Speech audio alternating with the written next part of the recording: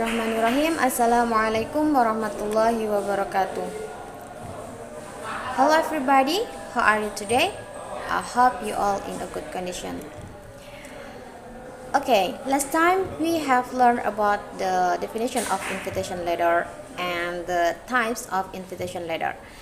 And now I will teach you about the differentiations between formal and informal invitation letter and how to make the invitation letter. But before we begin our study today, I hope you can pray by yourself. Okay, next, I have the example of invitation letter. Ya, saya punya beberapa contoh dari surat undangan. Ada formal invitation letter dan informal invitation letter. Selanjutnya, kita akan mempelajari what the structure of formal invitation letter. Nah, jadi apa aja sih struktur dari surat resmi itu, surat undangan resmi ya? Ada yang pertama, ada host. Apa sih host? Yaitu tuan rumah atau yang mengadakan acara. Contohnya seperti coffee company, Mr. and Mrs. George Taylor Metals House. Nah, jadi biasanya ini ada di surat undangan resmi. Seperti contohnya ada di surat undangan pernikahan. Nah, itu contohnya seperti Mr. and Mrs. George Taylor. Jadi menunjukkan kalau yang mengundang itu adalah atau yang mengadakan acara itu adalah Mr. and Mrs. George Taylor gitu.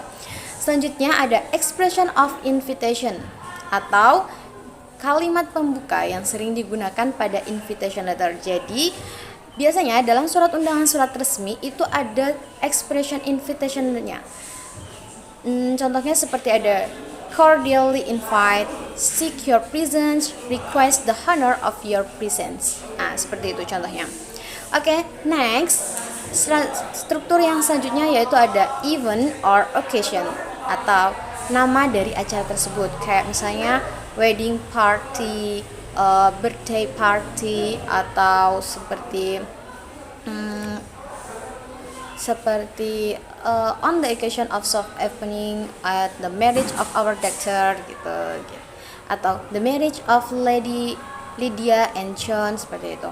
Okay, the next is there's day, date, and time. Jadi jelas waktu acaranya, ada harinya, tanggalnya, dan waktu acara tersebut. Nah, selanjutnya ada venue atau tempat acara digelar. Nah, jadi harus menyertakan alamatnya yang jelas di mana tempat diadakannya acara tersebut. Selanjutnya, there please respond plus CP atau penanggung jawab. Biasanya di situ tertulisnya RSVP ya.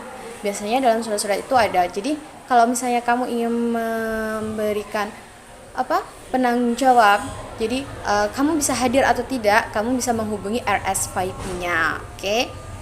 Nah, terakhir yaitu ada optional, dan optional ini biasanya NB. Kalau biasanya kita misalnya harus menggunakan dress code batik, atau misalnya ada special guest-nya dari EXO atau apa gitu ya. Oke. The next, we will learn about structure of informal invitation letter. Jadi ada di sini selanjutnya struktur dari surat tidak resmi. Nah, kalau surat tidak resmi biasanya mereka tidak ada host-nya, expression of invitation-nya. Host dan expression of invitation-nya. Mereka hanya akan langsung menuju pada event or occasion-nya atau nama acaranya. Selanjutnya pada meletakkan hari, tanggal, terus tempatnya, lalu responnya, please respond plus CP atau RSVP-nya. Oke, selanjutnya adalah the differentiation of invitation letter formal and informal. Jadi, apa sih perbedaan invitation letter formal dan informal? Yang pertama, surat resmi biasanya ditujukan kepada profesional atau sebuah akademisi atau organisasi, sedangkan untuk surat tidak resmi biasanya ditujukan kepada kolega, keluarga kita atau teman terdekat.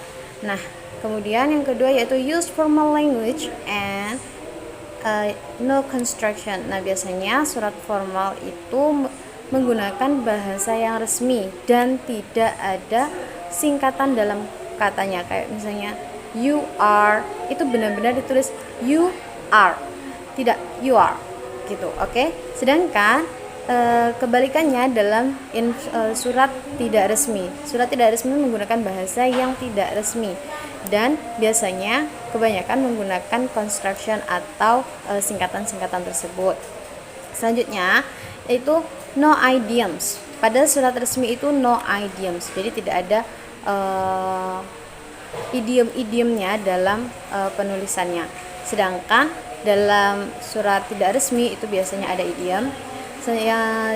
Kemudian dalam surat resmi itu menggunakan action verb dan no imperative, menggunakan use complete sentence. Jadi kalimatnya lengkap dan padu, sedangkan berbeda lagi dengan surat tidak resmi. Baik, seperti itu penjelasan saya.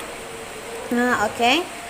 I think you have now about the differentiation between invitation letter formal and informal, and now you can, after you know the structure and the differential between formal and informal invitation letter, you can to make the invitation letter by yourself. Okay, I think you know. Thank you. Wassalamualaikum warahmatullahi wabarakatuh.